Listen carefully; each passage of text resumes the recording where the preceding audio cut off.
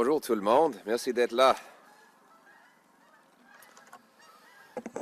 Ça me fait plaisir d'être dans ce quartier parce que ça me rappelle beaucoup de beaux souvenirs.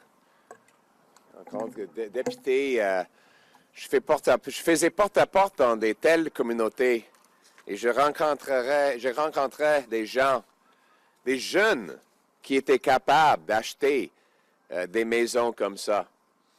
Des jeunes de 29 ans, déjà avec des enfants, déjà avec une maison, une belle maison, capables de payer leurs factures.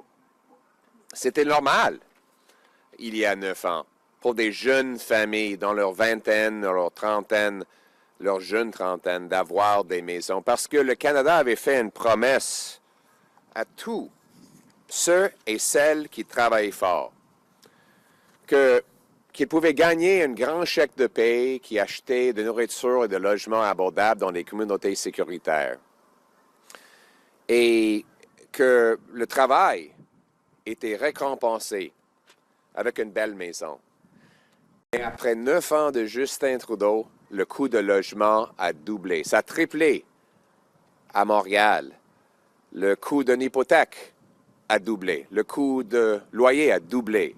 Le coût de mise de fonds a doublé. Et aujourd'hui, ça prend 60% du revenu familial avant impôt pour faire des paiements moyens sur une maison ou un logement moyen. 60%. À Toronto, c'est plus de 70%. À Vancouver, c'est 98%. Au Québec, on voit maintenant que les familles qui prenaient pour acquis le droit d'avoir une maison, leur propre maison, ne peuvent plus s'offrir ce droit. Dans l'année 2015, ça coûtait 39% de votre chèque de paie de payer les factures liées à un logement. Ça a presque doublé depuis 9 ans de Justin Trudeau. En fait, le coût de logement a augmenté 40% plus rapidement que les revenus familiales. C'est l'écart le plus grand parmi les pays du G7. En fait, nous avons le pire inflation immobilière parmi les G7 et le pire, presque le pire dans le monde développé.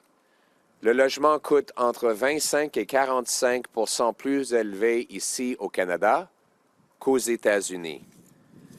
Évidemment, une grande partie de ce problème, c'est les bureaucraties qui empêchent la construction. C'est pour ça qu'on a le moins de logements par capita parmi tous les pays du G7, même si on a le plus grand montant de terrain sur lequel on peut bâtir.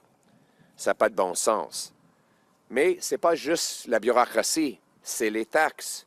En fait, 30% de nouvelles maisons, c'est les taxes directes. Ce n'est pas les impôts sur les travailleurs de construction et les entreprises de construction. Ça, c'est en plus. Je parle des taxes très directes imposées par des 3 niveaux du gouvernement. 39% de ces taxes sont fédérales. Et ça augmente le coût et empêche la construction. C'est pour ça qu'aujourd'hui, j'annonce qu'un gouvernement conservateur basé sur le gros bon sens va éliminer la taxe de vente sur les nouveaux logements de moins d'1 million de dollars. Donc, au Québec, un logement typique de 500 000 $ va être 25 000 $ moins cher, économisant 1 300 $ en paiement hypothécaire par année. Ça va donner aux Québécois l'opportunité d'acheter une maison abordable dans des communautés sécuritaires. Ça fait partie de notre plan de couper taxes et impôts, bâtir des logements, réparer le budget et stopper les crimes. Et en tant qu'un gouvernement responsable, on va éliminer le gaspillage pour payer le coût de cette réduction de taxes. Par exemple, nous allons éliminer 8 milliards de dollars des programmes libéraux que les libéraux ont admis n'ont pas bâti un seul logement. Le fonds accélérateur, par exemple, a donné l'argent aux municipalités qui ont ensuite réduit la construction. Montréal, Toronto, Winnipeg, Vancouver ont tous réduit la construction depuis qu'ils ont reçu cet argent fédéral. En fait, Toronto a augmenté les taxes sur la construction de 40 % après avoir reçu cet argent-là. Donc, pourquoi le gouvernement fédéral veut-il récompenser des municipalités qui empêchent la construction? Un autre fonds de 5 milliards de dollars annoncé il y a 6 mois et le gouvernement n'accepte même pas les applications pour le financement. 6 mois, pas de logement construit, pas d'argent dépensé, pas d'application reçue. C'est encore une nouvelle bureaucratie à Ottawa qui ne fait que empêcher la construction. On va éliminer 8 milliards de dollars de la bureaucratie.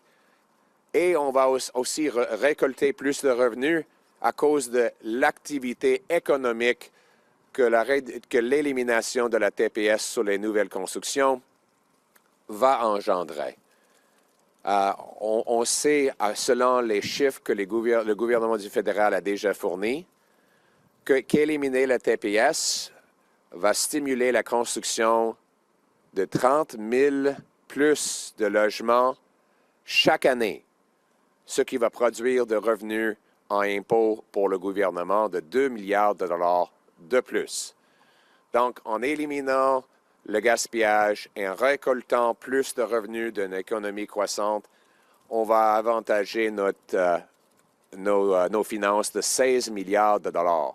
C'est à peu près le même coût lié à l'élimination de la TPS sur les nouvelles maisons de moins d'1 million de dollars.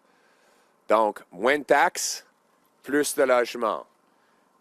On va rétablir et réinstaurer la promesse du Canada que travailler fort engendre un grand chèque de paie et pension qui vous permettent d'acheter de nourriture et de logements dans les communautés sécuritaires. Ramenons le bon sens chez nous.